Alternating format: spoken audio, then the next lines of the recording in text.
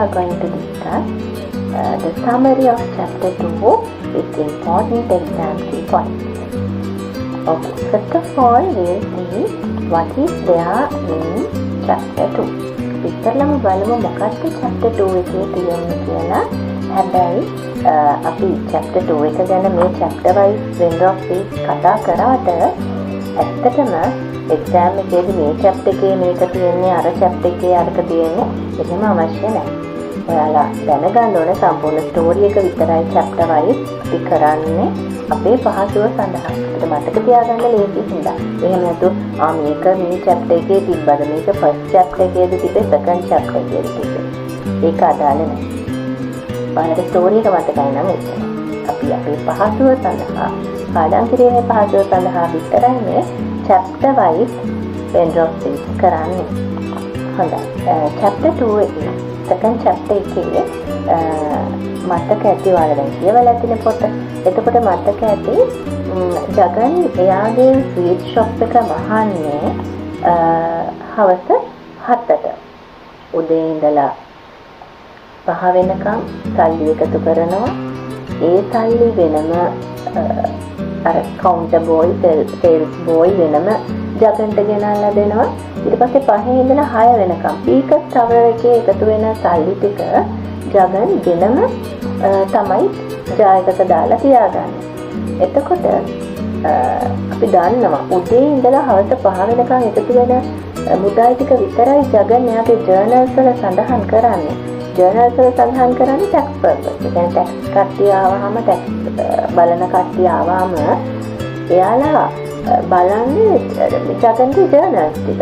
ඒ ජර්නල්ස් ටිකේ සඳහන් වෙන්නේ අර උදේ ඉඳලා 5 වෙනකම් එකතු කරපු මුදල් ටික විතරයි. 5 ඉඳලා 6 වෙනකම් එකතු කරන මුදල් ටික ජගන් වෙනම අරගෙන යනවා ගෙදර.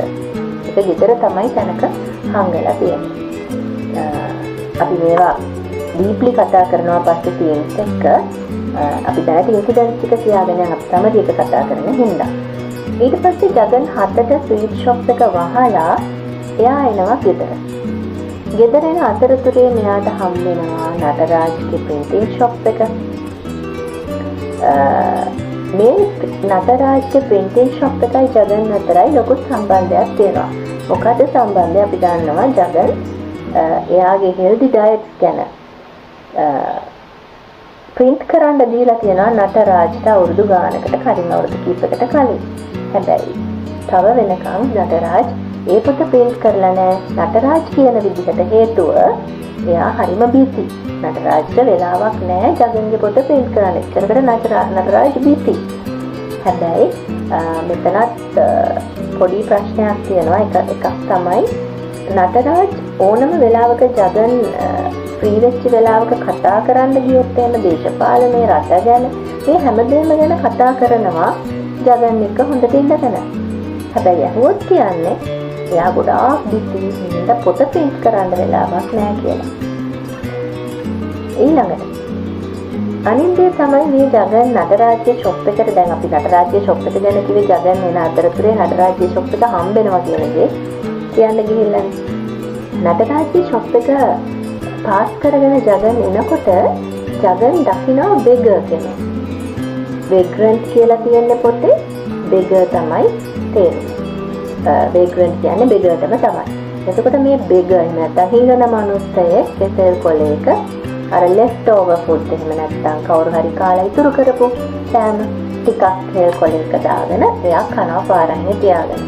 මේක ජගන් දැක්කහම ජගන් දැන් හරි හදිස්සියෙන් මේ ගෙදර යන්නේ මහන්සි වෙලා උදේ ඉඳලා ස්වීට් ෂොප් එකේ ඉඳලා එයාට හරි තෙහෙට්ටු. හැබැයි එයා හිතනවා අපේ රටෙන් මේ වෙග්‍රන්ට්ලා අයින් කරන්න ඕනේ. මේ බෙගර්ස්ලා ඉන්න හොඳ නෑ අපේ රටේ පාරවල් වල. අපේ රට කැත වෙනවා. අපේ රට ගැන වැරදි ඉම්ප්‍රෙෂන් එකක් යනවා එතකොට.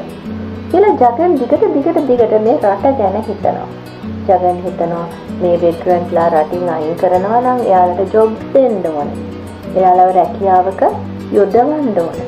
එතකොට එයාලට ඉන්කම් එකක් තියෙනවා. එතකොට එයාලට අවශ්‍ය කෑම බීම එයාලට සපුරා ගන්න පුළුවන්. මේ විදිහට තමයි ජගන් හිතන්නේ. එතකොට අපිට හිතන්න පුළුවන් ජගන් හරීම රටට ආදරේ කෙනෙක්.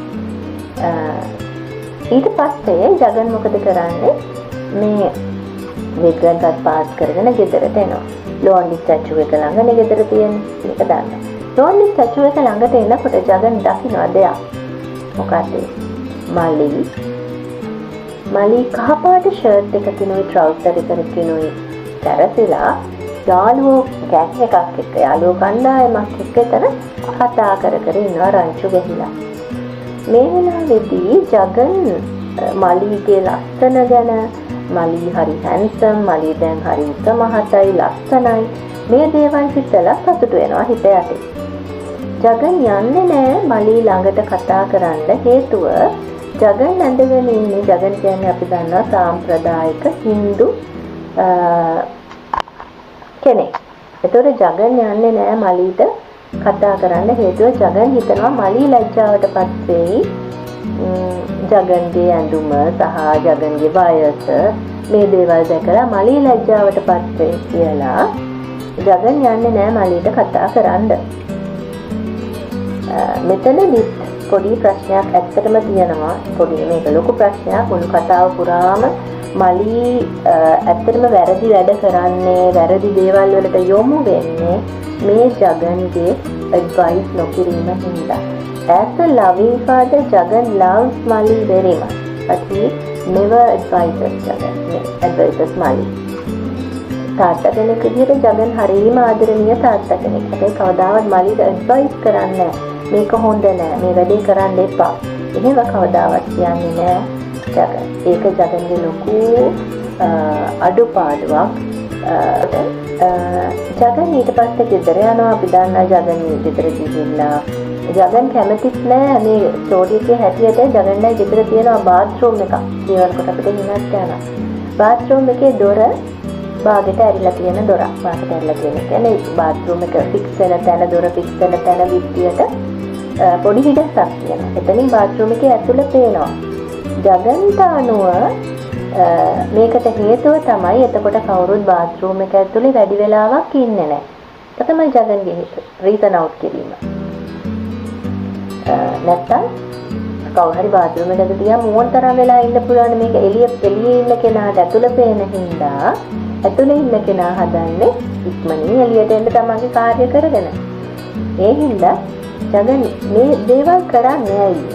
හේතුව එයා කැමති නෑ එයාගේ ගෙදර කිසිම දෙයක් වෙනස් කරන්න. අර පරණ තිබ්බ විදිහටමයි තාමත් ජගන්ගේ ගෙදර තියෙන්නේ. කිසිම හේතුවක් හින්දා ඒක වෙනස් කරන්න ජගන් කැමති නෑ. ඊළඟට මේ chapter එකේදීම අපිට හම්බ වෙනවා ජගන්ගේ මේ තාරකා විද්‍යාව සහ ඒ සම්බන්ධයෙන් තියෙන දැනුම ගැන. එයා තරු ගැන තරු දිහා බලාගෙන හිතනවා එක එක දේවල්. ancestors ගැන හිතනවා, spiritual දේවල් හිතනවා. මේ වගේ පුද්ගලයෙක් ජගන්. ඒකට මේ දේවල් තමයි අපිට chapter 2 එකේදී හම්බෙන්නේ. මේ ඉන්සිඩන්ට්. එතකොට අපි බලමු මොනවද මෙතන තියෙන key points. එහෙම නැත්නම් මේ ඇත්තටම මේ key points තමයි මම කිව්වේ. අපි තවදුරටත් බලමු. Jagan is shown as a man who follows traditional Indian values and believes in natural living. දැන් මේ දේවල් කියන්නේ මේ key points කියලා මේවා exams වල අහන ප්‍රශ්න. Proof. Jagan is shown as a man who follows traditional Indian values and believes in natural living. කියලා આવුත් එහෙම proof කරන්න we have evidences. From the second chapter itself also we have evidence. Jagan traditional Indian values beliefs මේ අගය කරන කෙනෙක් කියලා පෙන්වන්න කිව්වොත් අපිට පුළුවන් එයා මතක ඇති මාගෝ සත්තිග් එකකින් තමයි දත්මදින්නේ. යාට උත්සාහ පාවිච්චි කරන්නේ දෝති දිබ්බා දෙකාණ්ඩේ ඉන්නේ. එයාගේ ඇඳුම් යාම මහ ගන්නවා. එතකොට ගාන්ධි ෆලෝව කෙනෙක් natural salt විතරයි කන්නේ.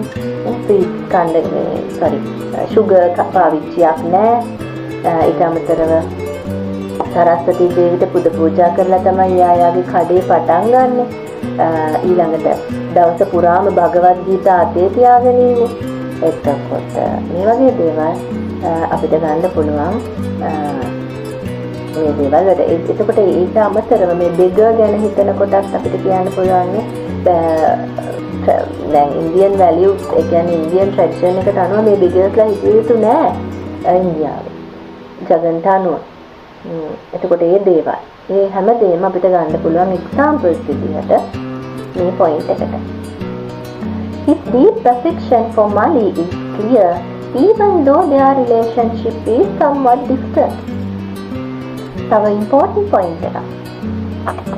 එයා ඇත්තටම අපි දන්නවා ජගන් කියන්නේ හරීම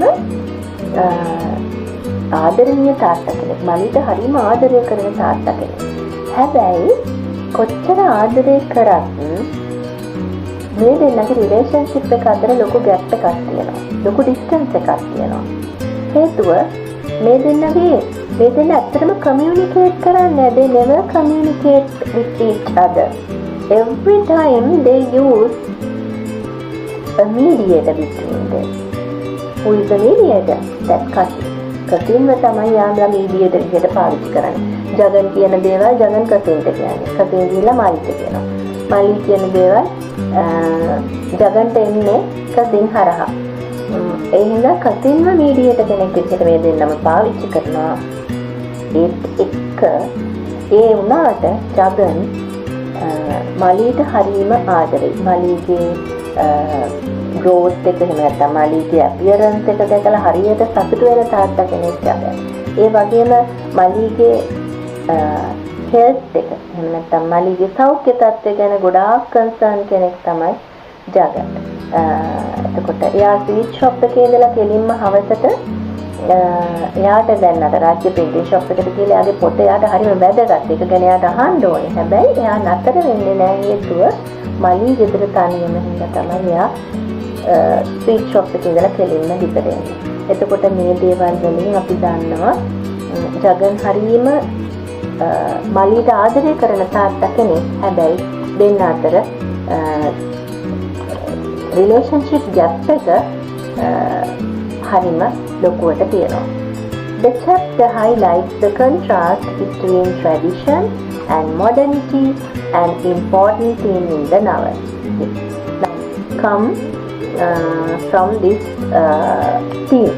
මේ theme එකෙන් ගොඩ questions ඇවිල්ලා තියෙනවා past papers වල ඔයාලා බැලුවොත් තේරෙයි contrast between tradition and modernity කියන එක.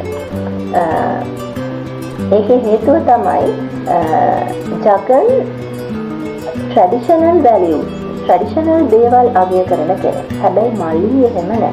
මලි westernized කෙනෙක්. ඒ කියන්නේ මලි කැමති බටහිර පන්නේ දේවල් වලට හැම වෙලේම. ඇඳුමේ ඉඳලා හැමදේම. එයා කැමති ෂර්ට් එක කලිතම අඳින්න. හැබැයි ජගන් පාවිච්චි කරන්නේ ධෝතිය and ජිප්පා. එතකොට මේ chapter එකටත් වඩා අපි දැන් second chapter එකේ ඉන්න හින්දා මම අනිත් examples කියන්න යන්නේ නෑ මෙතනදී. හැබැයි තව story එකේ ඉස්සරහට වලා දැන් කියවලා ඇති මේ වෙනකොට තව ගොඩාක් අපිට evidences හම්බෙනවා. මලි කියන්නේ westernized කෙනෙක්. ජගන් කියන්නේ traditional Hindu person කෙනෙක් කියන එක අපිට හොඳටම පැහැදිලි වෙනවා තව ඉස්සරහ chapters වලදී. කෑම බීම අදහස් මේ හැමදේම ඒ වගේම හැසිරීම මේ හැමදේම අපිට ඒක ප්‍රූෆ් කරන්න පුළුවන්. අපි ඒවා ඒ chapters වලදී බලමු. Jagan's character is full of contradiction. He promotes healthy living while earning his income by selling sweets. ජගන්ගේ පොඩි contradictions උත් තියෙනවා තමයි ඇත්තටම. මොකද දැන් ජගන් ගාන්ධි follower කෙනෙක් එකක් තමයි. ජගන් ගාන්ධි follower කෙනෙක්. ඒතර Gandhi is a very good person. හොඳ අහිංසාවාදී පියා කියලා කියන්නේ කාටවත් හානියක් නොකරන කෙනෙක් ගාන්ධිතුමා කියලා. හැබැයි ජගන් එයාගේ ස්වීට් ෂොප් එකේ 5 ඉඳලා 6 වෙනකන් එකතු වෙන සල්ලි ටික ගෙදර ගෙනියනවා. ජර්නල්ස් වල සඳහන් වෙන්නේ නැහැනේ. එතකොට එතන එයා වංචාවක් කරන්නේ. ඊට චීට. එයාගේ පස්සේ කාලෙකදී එයා එක රීසන් අවුට් කරනවා ගාන්ධිතුමා ටැක්ස් ගැන මුකුත් කියලා නැහැ කියලා. හැබැයි ඒක වෙන්න බෑ ජනන්ට මොලයක් කියලා දෙයක් තියෙන්න ඕනේ. ගාන්ධිතුමා කියන අනිත් දේවල් වලින් ටැක්ස් ගැන නොකියුවත් එයාට තේරුම් ගන්න හැකියාව තියෙන්න ඕනේ. එතකොට එතන පොඩ්ඩක් ජගන් කතා කරන දේවල් වල සහ කරන වැඩවල නොගැලපීමක් තියෙනවා. තව එක්සැම්පල් එකක් ගත්තොත් අපිට කියන්න පුළුවන් ජගන් කියන්නේ ස්වභාවික ලුණු කන කෙනෙක්, ඒ වගේම සුගර් පාවිච්චි නොකරන කෙනෙක්. එතකොට මේ පාවිච්චි පුද්ගලයා ස්වභාවික ලුණු තමයි පාවිච්චි කරන්නේ ජගන්. හැබැයි එයාගේ ස්වීට් ෂොප් එකක් නේ තියෙන්නේ. එතකොට ස්වීට්ස් හදන්න සුගර් පාවිච්චි කරනවානේ, සීනි පාවිච්චි කරනවානේ, ලුණු පාවිච්චි කරනවානේ. මෙයා සල්ලි හොයන්නේ එයා අකමැතිම දේ මිනිස්සුන්ට දීලා. එතකොට එතන නොගැලපීමක් තියෙනවා ජගන් කියන දේවල් සහ කරන දේවල් වල. ජගන් ඇත්තටම මෙච්චර හොඳ මිනිහෙක්ද කියලා පොඩි සැකයක් අපිට එනවා. හොඳයි. අපි ඊළඟට බලමු මොනවද මේ second chapter එකේ අපිට ගන්න පුළුවන් themes කියලා. themes අපිට වැදගත් වෙන්නේ මම කලිනුත් දවසක කියලා දෙනවා. themes වලින් තමයි second part එකේ එතකොට මේ මොනවාද exam critical type questions එන්නේ අනිවාර්යෙන් themes වල. එතකොට අපි themes දැනගෙන හිටියොත් themes වලට අදාළ exact දැනගෙන හිටියොත් අපිට හරි ලේසි question එකට answers ලියන්න. මම ඊළඟ වීඩියෝ එකක් කරනවා question එකකට කොහොමද හරියට answer එකක් ලියන්නේ කියලා. කොච්චරක් length එක තියෙන්න ඕනද, කොච්චරක් exact ලියවෙන්න ඕනද, කොච්චර වෙලාවක්ද අපිට තියෙන්නේ, අපි ඒක කොහොමද organize කරගන්නේ, අපිට exam එකේ ලකුණු හම්බෙන්නේ කොහොමද, මේ හැමදේම අපි කතා කරනවා තව වීඩියෝ එකකින්. අපි දැන් බලමු මොකක්ද මේ chapter 2 එකේ තියෙන themes මොනවද කියලා. හොඳයි. එක theme එකක් තමයි tradition versus change and Jagan's conservative nature.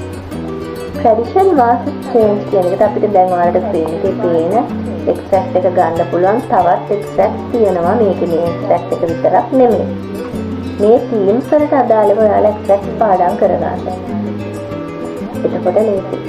Everything in this house had the necessity of usage, which was the reason why no improvement was possible. Jagan කැමති නෑ යාගේ ගෙදර වෙනස් කරනවට මම කලිනුත් කිව්වා. එතකොට change එකකට Jagan කැමති නෑ. කිසිම change එකක් ගෙදරට වගේම එයාගේවත් සිද්ධ කරගන්න එයා කැමති නෑ. ඒක හේතුව එයා traditional Hindu person කෙනෙක්. එයා ඒ දේවල් හදින් විශ්වාස කරන කෙනෙක්. Next theme, Jagan is a Gandhi follower and generational gap between father and son. එතකොට මෙතනදිත් මම එක exact එකක් දීලා තියෙනවා. I get you better things to eat than this pill. Forget it. You understand? Jagan Dumali about aspirin. Aspirin ගැන මතක ඇති. අම්බිකා එහෙම නැත්නම් ජගන්ගේ මයි හොඳටම අසනීප වෙලා අසනීපේ තද බල වෙලා අම්බිකා ඉවසන් ඉන්න බැරුව පේන එක හිතේ කැක්කුමක් එනවා අම්බිකාට. ඒක ඉවසන් ඉන්න බැරුව ජගන්ගෙන් බෙහෙත් ඉල්ලනවා. ජගන් මොකද කරන්නේ? අර මාගොසා මල් වගේක් අරගෙන ඒකෙන් බෙහෙතක් හදලා දෙනවා. ඒකට අම්බිකාට අඩු වෙන්නේ නැහැ. අන්තිමේ බෙහෙත හදනකම් අම්බිකා ඉන්න ඕනේ වේදනාවෙන්. හැබැයි ගෙදර තියෙනවා බෙහෙත්. මේ වෙලාවේදී ජගන්ට හොයාගන්න බැරි වෙනවා බෙහෙත් වලට ඉන්සිඩන්ට් එක මතක නම්. ජගන් කියලා මලිගෙන් තමයි බෙහෙත් තියෙන තැන අහන්නේ. ඊට පස්සේ මලි බෙහෙත් ටික දෙනවා ජගන්ට. පෙති. මේව දෙනකොට තමයි ජගන් මෙන්න මේ කතාව කියන්නේ. මොකද එතකොට ඒ වෙනකොට මලි අවුරුදු 10ක විතර පොඩි පිටිමි ළමයි. ජෙනරේෂන් ගැප් එක කියලා කියන්නේ beginning of the generation gap කියන තීම් එක ගත්තාම මෙතනදී දැන් ජගන් කියන්නේ අපි දන්නවා traditional Hindu person කෙනෙක්. ඒතකොට ජගන් කැමති නෑ බටහිර බෙහෙත් පාවිච්චි කරන්න. හැබැයි මලි පුංචි මලි බලාගෙන ඉන්නවා අම්මට මෙච්චර අසනීප වෙලා තියෙද්දි මෙච්චර අමාරු වෙද්දි ඇයි තාත්තා දෙන්නේ නැත්තේ මේ පෙති. ඒකට මලිට තරහක් වෙනවා ජගන් එක්ක. මේක තමයි මේ දෙන්න අතර ඝට්ටනේ ආරම්භය වෙන්නේ. තව පැත්තකින් අපි දන්නවා දැන් අපි ලිඛිත කරන ළමයි විදිහට අපි අවුරුද්දක් ලිඛිත කරලා තියෙන විදිහට කියන එහෙනම් අපි දන්නවා එක එක පැතිවලට මේ එක්සැම්ස් එහෙම නැත්තම් හරි එක්සැක්ට් එක පැතිවලට අපිට මේ එක්සැක්ට් ගන්න පුළුවන්. තව දෙයක් තමයි මෙතනදී අපිට පේනවා ජගන්ගේ ආදරය. කලින් කියනවා ජගන් කියන්නේ මලීට හරියම ආදරය කරන තාත්තා කෙනෙක්. ඒකට මෙතන ජගන් බයයි මේ පෙති මෙයා ගණී කියලා කයි කියලා. පොඩි ළමෙක් මලී කියන්නේ අවුරුදු 10ක. ඒකට මේ පෙති මලී කයි කියලා ජගන්ට බයයි. ඒකයි ජගන් කියන්නේ මේ මිනිස්සු වඩා දේවල් කියනවා මම මේ වගේ ඉන්නම් මේවා එහෙම කන්න එපා කියලා කියන්නේ.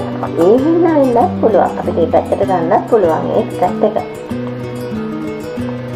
Last one, Jagan is described as being enthralled at the spectacle of the firmament. දැන් ජගන් මතක ඇති ජගන් අර වැඩ ඇරිලා ඇවිල්ලා එයාලා ගෙදර මැද මිදුලක් තියෙනවා. මැද මිදුලෙන් අහස දිහා බලනකොට අහසේ තරු පේනවා. තරු රටා පේනවා.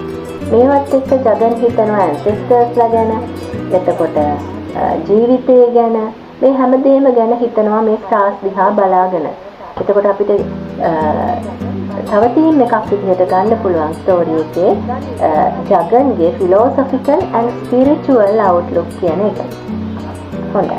මේවා තමයි වැදගත් කරුණු මේ chapter 2 එකේ තියෙන. අපි ඊළඟට chapter 3, 4 ඔය විදිහට chapters 13ේම අපිට ගන්න පුළුවන් extract සහ themes කතා කරනවා.